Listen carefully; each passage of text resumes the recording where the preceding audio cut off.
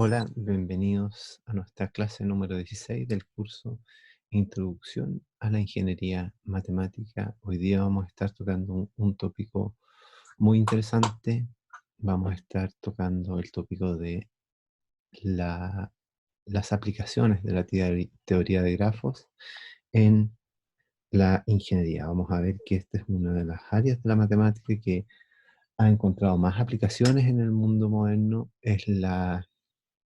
y en la civilización moderna, pues es la matemática de la interconectividad. Y la interconectividad es lo que ha caracterizado el desarrollo tecnológico, el desarrollo de las aplicaciones en redes sociales, las aplicaciones de tipo geolocalización, entre otras que vamos a estar discutiendo durante esta clase.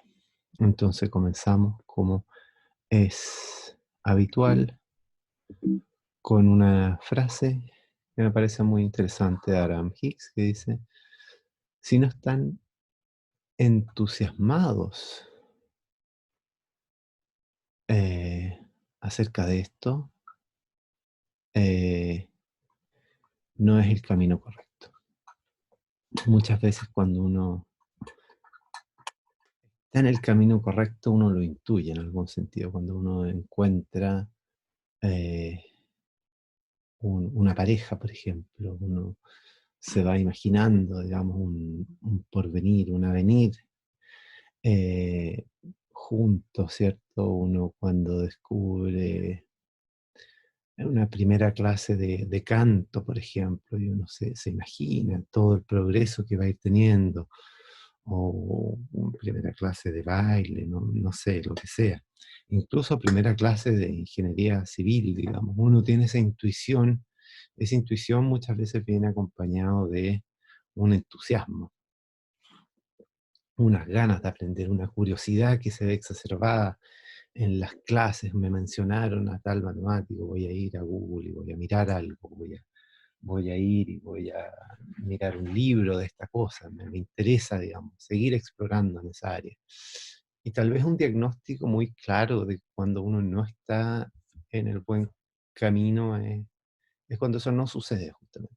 Uno encuentra una pareja y claro, a la semana uno ya va empezando a notar cada vez más lo malo que lo bueno. eh, en estas clases de canto, ya la profesora me parece que no es tan buena, mis compañeros me parecen más pesados, me empiezo a mirar cada vez lo más negativo, digamos, y puede pasar lo mismo también en esta carrera. Eh, y claro, muchas veces los que más perseveran, eh, usualmente es porque sienten ese llamado en algún sentido, sienten tienen esa certitud que están en el camino correcto. Como les comentaba, no es que a Alexis Sánchez o a Vidal le haya salido fácil, digamos, seguir en el camino correcto, digamos, que no es el correcto o el incorrecto, sino que más bien es el que era adecuado para ellos. No es que no hayan tenido que tomar la micro a no sé qué hora, o saltarse varias vacaciones, o no ir a ni un cumpleaños de compañeros. Sin duda que eso les causaba, digamos, las sensaciones propias de la frustración de aquella edad, digamos, de no poder hacer otras cosas que hacen otros niños. Entonces no se trata de cuán fácil me parece un camino con respecto a otros, sino más bien ese sentido de perseverancia y ese sentido de curiosidad y ese sentido de da lo mismo cuántas vallas me pongas enfrente mío, yo las voy a sortear porque tengo esta intuición y estoy muy entusiasmado de seguir en este camino, a pesar de todo lo que vaya pasando en el intertanto. Y no les quepa duda que en esta carrera, que es larga, son 5, 6, hasta 7 años probablemente en este camino, van a necesitar de esa curiosidad, van a necesitar ese entusiasmo porque van a ir encontrando vallas sí o sí. Y es muy importante ir encontrando esas vallas para el desarrollo personal, para el desarrollo de la resiliencia. Y, Y bueno, con eso concluyo esta pequeña intervención de, que siempre hacemos, digamos, al comienzo de cada clase. Entonces, ¿qué es un grafo? Formalmente, ¿cómo se define matemáticamente un grafo? Un grafo es un par. Es un par B, E, donde B es un conjunto de vértices y E es un conjunto de listas. Entonces vamos a analizar matemáticamente este objeto que es vértices conectados con aristas. Uno lo puede ver como un dibujito, ¿cierto? Eso es un grafo. Em, entonces matemáticamente ya sabemos cómo se define. Es un par donde B es el conjunto de vértices y E es el conjunto de aristas. ¿Dónde nace esto y cómo? Bueno, Leonhard Euler empieza a estudiar este problema, el problema de los 7 puentes de Königsberg. ¿Cuál es el problema de los 7 puentes de Königsberg? Bueno, el problema es el siguiente. Imagínense que ustedes están en una parte, en un lugar de esta ciudad de Königsberg y quieren cruzar los 7 puentes que ven ahí, en rojo, de tal modo de hacer un camino que pase solo una vez por cada puente, sin pasar 2 veces. Entonces, bueno, este es un problema que conceptualizó por primera vez Leonhard Euler y se fue dando cuenta de que era posible matematizarlo, porque piensen que hasta en la época de Euler, ¿cierto? Estamos hablando de principios de 1700, y sin duda que había matemática avanzada, pero estos problemas, ¿hasta qué punto no era claro que eran matematizables, ¿cierto? Un problema de cruzar puentes. ¿Qué matemática teníamos? Bueno, aritmética, y se resuelven con aritmética este tipo de problemas. Bueno, vamos a ver que a la larga sí, pero finalmente se requiere otra forma de conceptualizarlo. Em, entonces, ¿cómo lo conceptualizó Euler? Bueno, dijo, este problema es equivalente, o sea, para no tener que poner una persona realmente a cruzar los 7 puentes, que vendría a ser estar en un puente, ¿cierto? Cruzarlo, avanzar las 3, 4 cuadras que hay hasta el próximo puente, y después decir, ok, lo crucé, después reentrar 3 cuadras más allá por otro, y decir, bueno, en verdad podemos hacer esas simulaciones en algún sentido, si yo conceptualizo matemáticamente el puente y podemos hacer analogías con respecto a qué es lo que sería, qué es lo que sería un camino óptimo en este espacio, si es que yo em, lo conceptualizo de esta forma. Voy a decir que cada punto, recuerden que un grafo es un par de vértices y aristas, entonces voy a decir, bueno, voy a asignar mis vértices a cada parte de la ciudad que es relevante con respecto a estos puentes, ¿cierto? O sea, yo para ir de un punto a otro necesito pasar por un puente. Entonces voy a decir que los vértices son los, los lugares, los pedazos de tierra en algún sentido, que unen los puentes y los, las aristas van a ser los puentes. ¿Ok? Entonces yo tengo las vértices y las aristas. Entonces fíjense que por cada arista, ¿cierto? Cada arista representa un puente, ¿cierto? La interconectividad entre dos pedazos de tierra aquí está dada por un puente y ese puente lo representa la arista. Entonces el problema de los 7 puentes de Königsberg finalmente es análogo a analizar este grafo. ¿Y qué es este grafo? Bueno, es el grafo que vemos aquí en pantalla, es vértices y aristas, ¿cierto?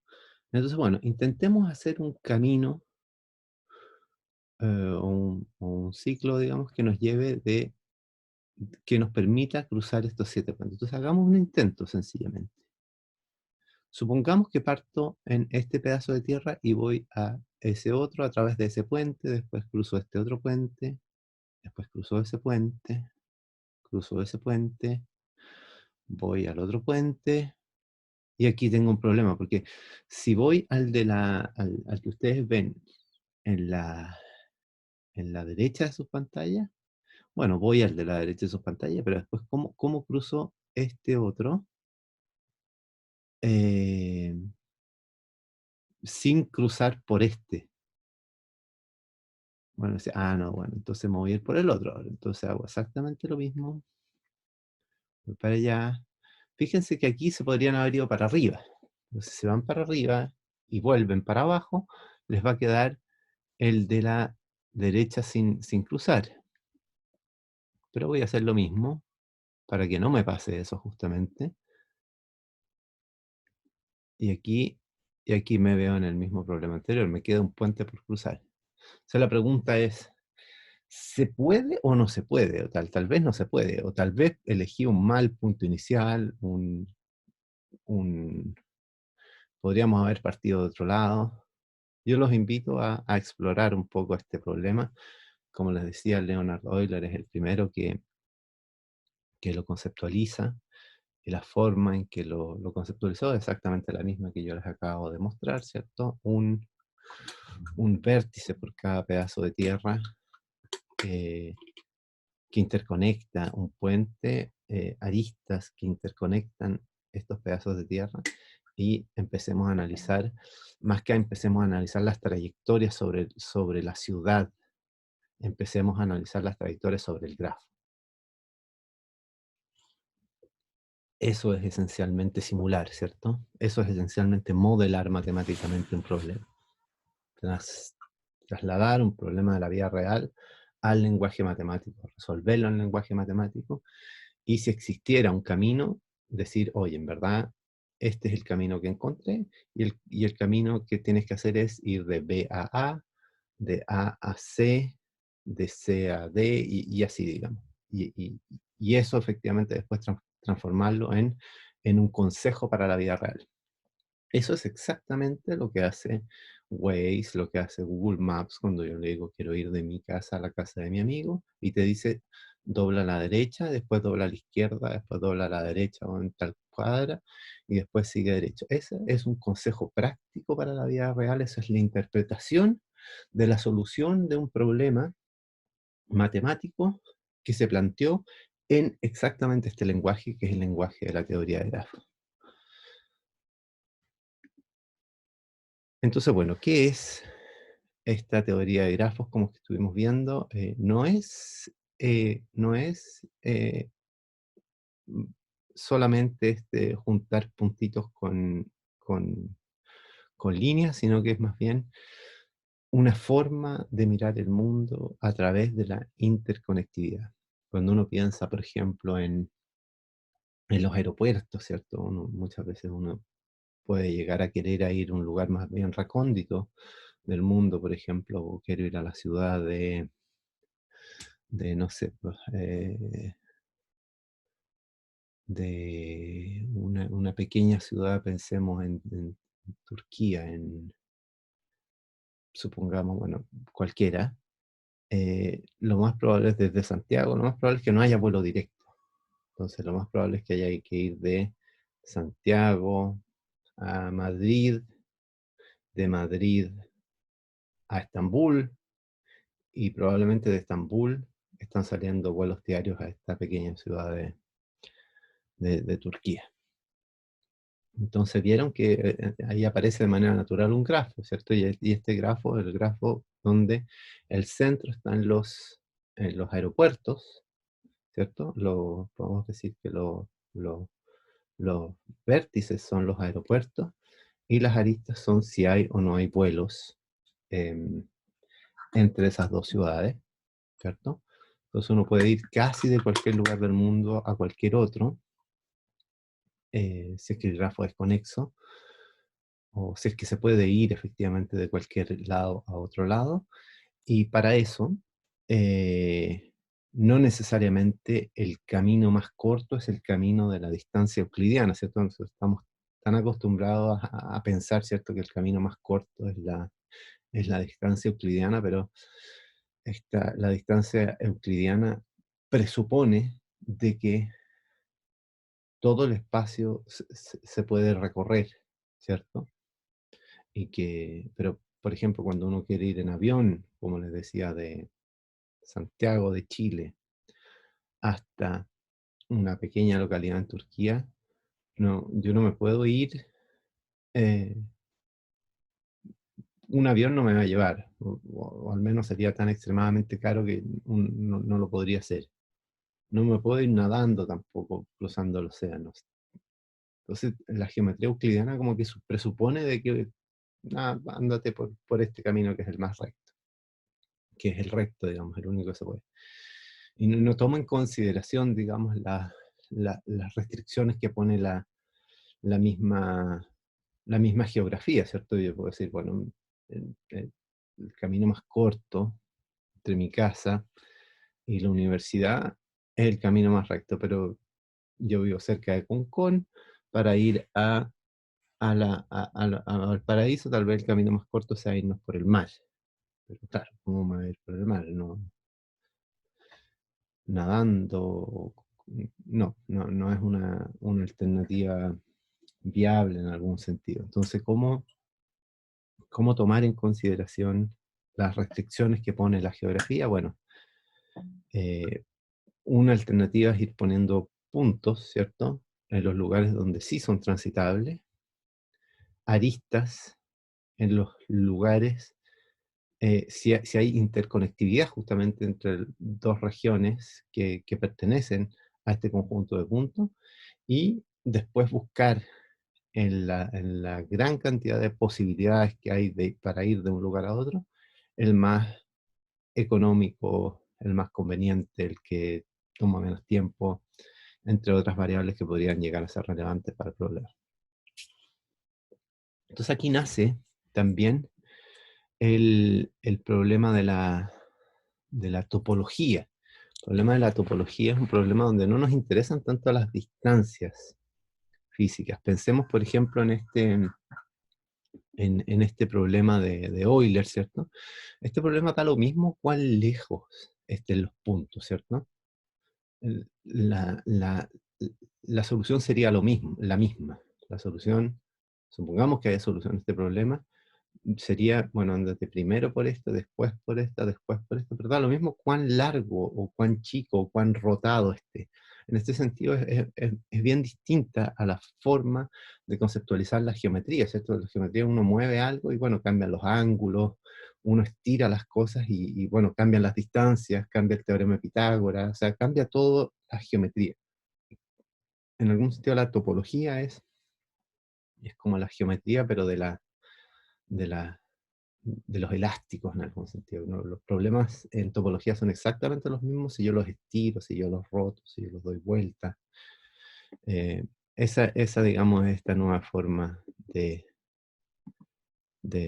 pensar estos problemas en, en esta nueva rama de la matemática, ¿cierto? Que es topología. Entonces, bueno, hay otros problemas que son súper interesantes, por ejemplo, cómo uno de ellos es el ciclo hamiltoniano, por ejemplo, que es, imagínense un grafo como el que ven en pantalla abajo, y el problema es el siguiente: ¿cómo, supongamos que yo soy un cartero y tengo que ir a recorrer todas estas casas? Las casas son los puntos, ¿cierto? Y yo vivo, o al menos el correo está en uno de estos puntos. Entonces, en uno de estos puntos me asignan y me dicen, mira, anda a todas estas casas. Yo tengo muchas formas de ir a todas esas casas. Voy primero a la casa de Juanito, después al de Pepito, y después al otro, después me devuelvo, voy. ¿Hay alguna forma de recorrer todas esas casas sin pasar dos veces por la misma casa, ¿cierto? Y volviendo al mismo correo. Entonces, supongamos que el correo está aquí abajo, en el extremo, pensemos que está en el extremo superior, o sea, del gráfico, del grafo, y nos vamos a la izquierda, ¿cierto? Bajamos, después empezamos a recorrer, ¿cierto? Aquí está la solución. voy a todas estas casas aquí, después bajo, subo y vuelvo a mi lugar de origen.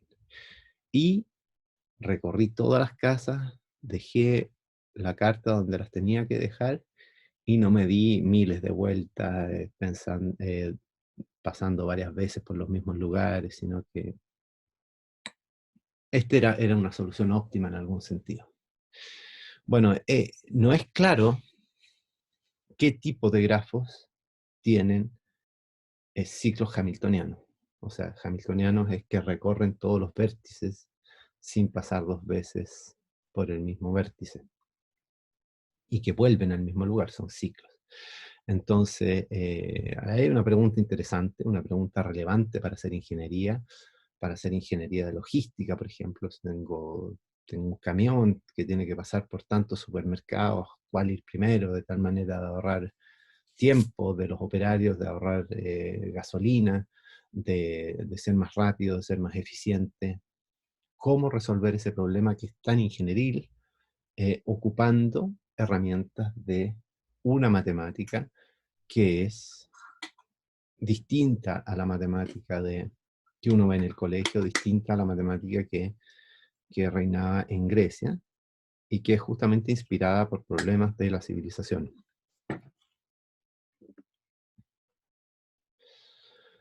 Entonces, bueno, ¿cómo describir estos grafos? Bueno, vimos que hay vértices, los vértices podrían ser relaciones de amistad, relaciones de matrimonio, por ejemplo.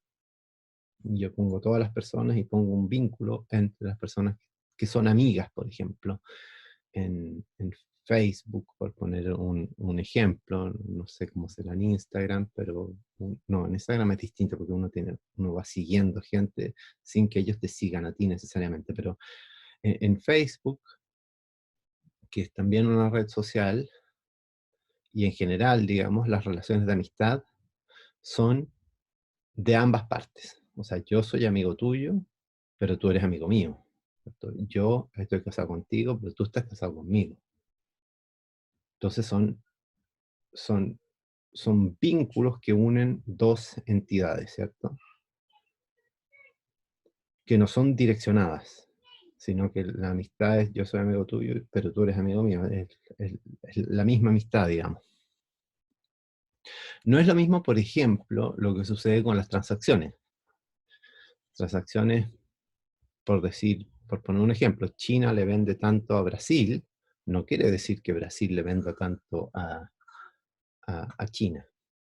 Estados Unidos le vende a Alemania, no necesariamente Alemania le tiene que vender a Estados Unidos. Entonces está esta noción también de en vez de poner eh,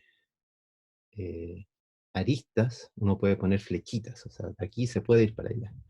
Por ejemplo, si los vértices fueran las intersecciones de las calles en un plano, no necesariamente, o sea, yo puedo ir en una dirección, puede que las calles no sean en dos direcciones, sino que sean en una dirección. Entonces yo tengo, si quiero caracterizar un flujo vehicular, por ejemplo, en una ciudad, tengo que tomar en consideración la direccionalidad de las calles. Hay una cantidad que es sumamente importante a la hora de escribir un grafo y que es contar los nodos, perdón, contar los grados de los nodos. Los nodos, que son los vértices, voy a empezar a meter distintas formas de nombrar este par vértices aristas. Los nodos, digamos que son los vértices, tienen grados. ¿Y cuál es el grado de cada vértice? Bueno, la cantidad de aristas eh, que, que tiene, ¿cierto? Para los grafos direccionados, uno puede hacer una distinción, ¿cierto? Que es los grados de llegada, o sea, cuántas flechitas me llegan a mí. Eso se llama el degree in o el grado de llegada. Y también el grado de partida, o sea, cuántas flechitas nacen de mí. O sea, hacia dónde tengo posibilidad de ir y quiénes tienen posibilidad de llegar hacia mí. Esos son los in y los otros son los out, los de salida. Una forma de describir estos grafos para que sean tratables desde una perspectiva matemática es a partir de lo que se llaman las matrices de adyacencia. Y fíjense que en el grafo de arriba, las matrices de adyacencia, por ejemplo, si uno ve el vértice A está unido con el B y solo con el B.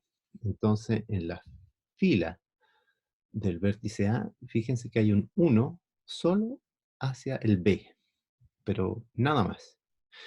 El vértice B está unido con el A y con el C. Entonces, fíjense que el B, cuando en la columna del A, cuando pasa el B, justamente hay un 1, pero y el B con el B no, ¿cierto? O sea, no hay un ciclo que vaya del B al B.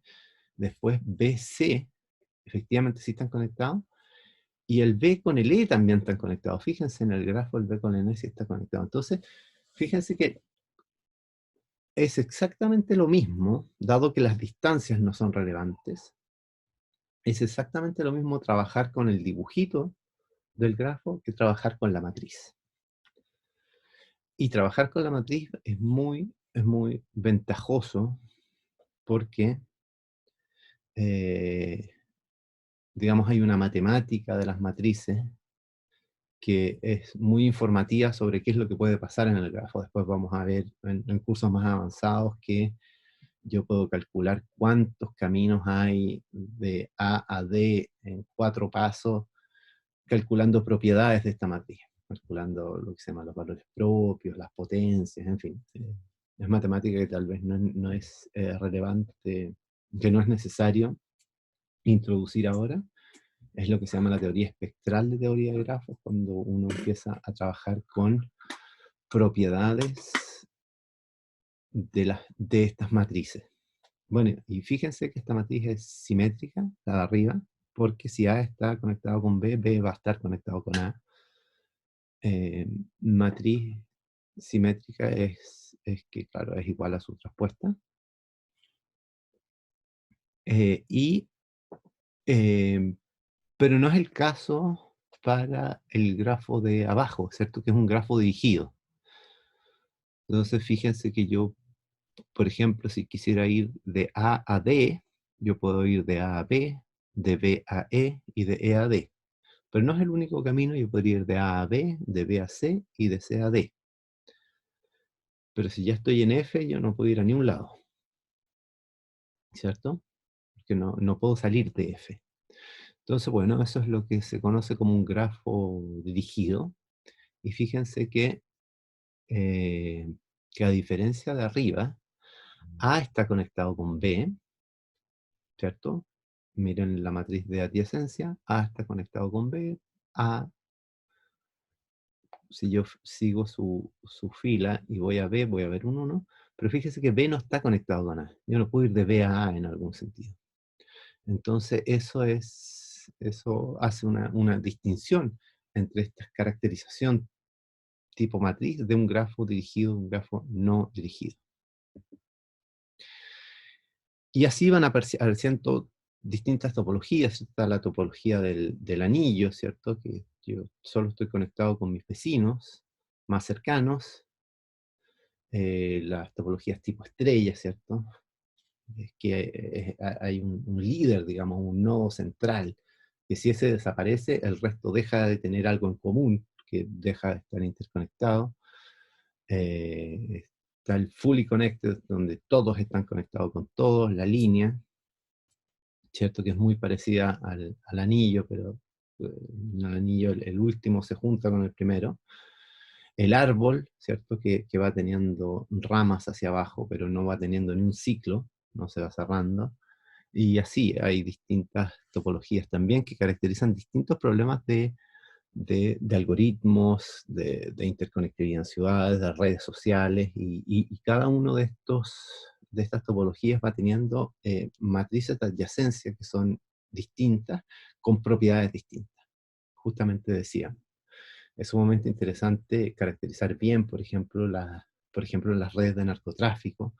Es muy usual, digamos, que tengan estas topologías tipo estrella. O sea, cuando cae un capo, normalmente la red se desmantela, porque todos le reportan a este capo y este capo es el que maneja todo. Entonces, si este cae, muchas veces esto se cae, se termina cayendo.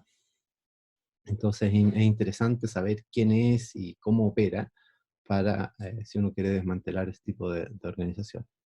Pero si todos están conectados con todos, si uno se cae no es tan importante, porque el resto es una red más robusta en algún sentido.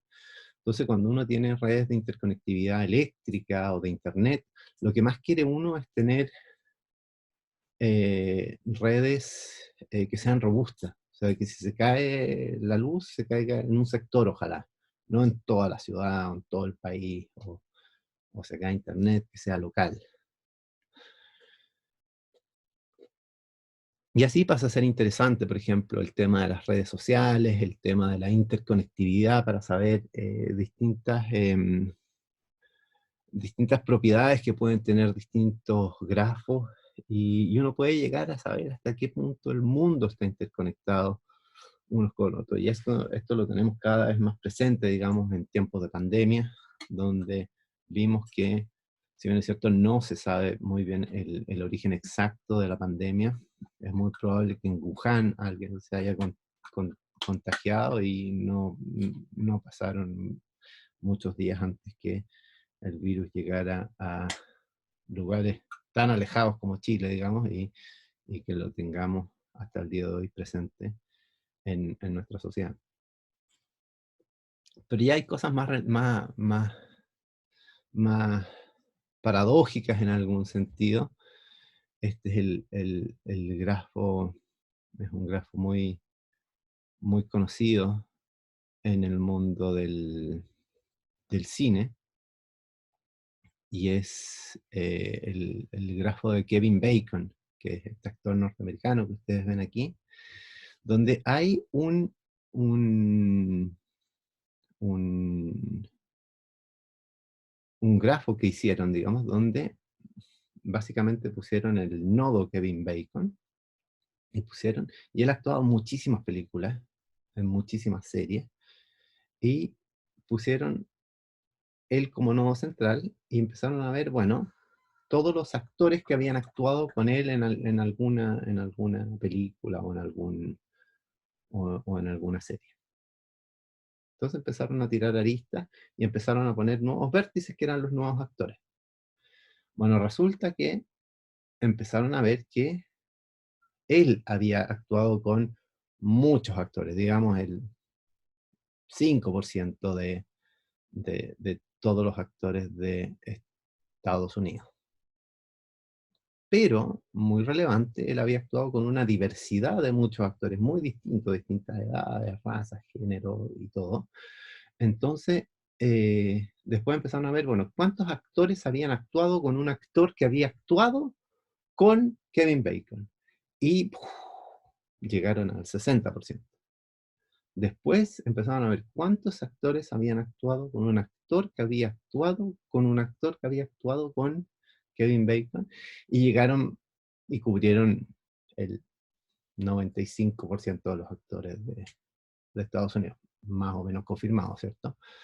Eh, entonces, bueno, básicamente este es una forma de decir, bueno, en verdad estamos súper interconectados todos con todos. Hay un número mágico, ¿cierto? Que es creo que es 7, que, que, que si ustedes pueden decir, bueno, ¿a cuántas personas yo estoy del Papa o de, no sé, pues de Messi? Tal vez ustedes no sepan lo eventualmente cercano que ustedes pueden ser de esas personas. Ciertamente ellos no los conocen, a mí tampoco, ciertamente. Pero tú conoces a alguien que conoce a alguien que conoce a alguien que es cercano o puede llegar de una manera directa, ya sea al Papa o a Messi. Pero pensemos en Messi, no sé, alguien seguramente conocerá a un futbolista profesional que es cercano a Bielsa, o es cercano a su entrenador, y ese entrenador es cercano a Bielsa, y Bielsa ya tiene contacto directo con Messi, fue su entrenador. Cosas como esas, no sé, o el Papa, no sé, pues, el cardenal de Chile, pues, tal vez ustedes conocen a un sacerdote, o conocen a alguien que conoce a un sacerdote, ese sacerdote conoce a su superior jerárquico, ese superior jerárquico conoce al cardenal más importante de Chile, y él tal vez tiene contacto directo, o tal vez está cercano a alguien que tiene contacto directo con el Papa. Y así uno puede empezar a construir redes de interconectividad, y uno se da cuenta que finalmente uno no está tan lejos de cualquier persona. ¿Ah? Yo puse el Papa y Messi porque son conocidos, pero piensen en cualquier persona no sé, en distintos lugares del mundo, y el número es esencialmente el mismo. En matemática hay un número muy interesante que es el número de Erdős. Erdős fue un matemático que les nombré en una de estas clases, este genio, la gracia que tenía Erdős. Bueno, él no tenía familia, no generó familia, digámoslo así, y era este matemático errante que iba de lugar en lugar, invitado por sus colegas matemáticos, eh, y era muy interesante invitarlo porque era casi un paper seguro, porque era un tipo tan prolífico, tan inteligente, tan brillante, tan lleno de ideas, que tú lo invitabas una semana, trabajabas con él y ya el paper estaba escrito. Entonces, del mismo modo que los actores tienen su grafo de Bacon, los matemáticos tienen este grafo de Erdős, digamos. ¿Cuán lejos yo estoy de Erdős? O sea, uno de los matemáticos más prolíficos en la historia de la matemática. Bueno, yo calculé, uno puede calcular su número de Erdős, si uno tiene publicaciones, uno puede calcular este número de Erdős, y mi número de Erdős paradójicamente está muy ligado al otro profesor de este curso, que es Leonardo Videla.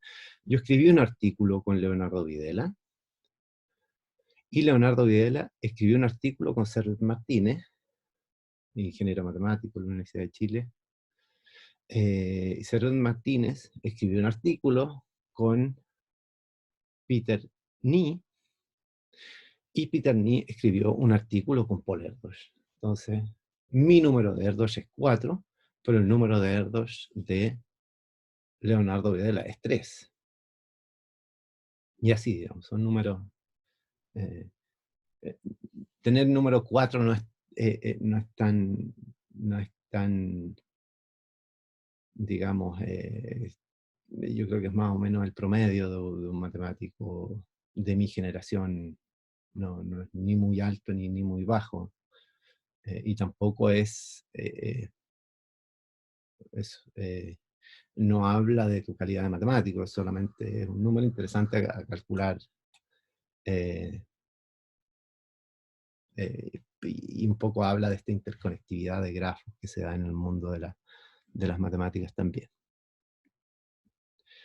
Entonces, bueno, en esta matemática de la interconectividad hay un fenómeno que es muy interesante, que es el fenómeno de pequeño mundo. Es cuando la gente está conectada, digamos, con su círculo cercano, pero eventualmente hay conexiones raras que se dan, ¿cierto? En esta red de pequeño mundo, que es esta red que está en la mitad, hay una cierta regularidad en la interconectividad, pero de tanto en tanto un nodo viaja a un nodo más lejano, y eso genera que todos estén conectados con todos a partir de pocos pasos. Entonces, párense en una parte del grafo y digan, bueno, ¿cómo me puedo ir de este vértice a este otro? Y fíjense que gracias a esas conexiones un poco de larga distancia, todo se vuelve un poco más interconectado.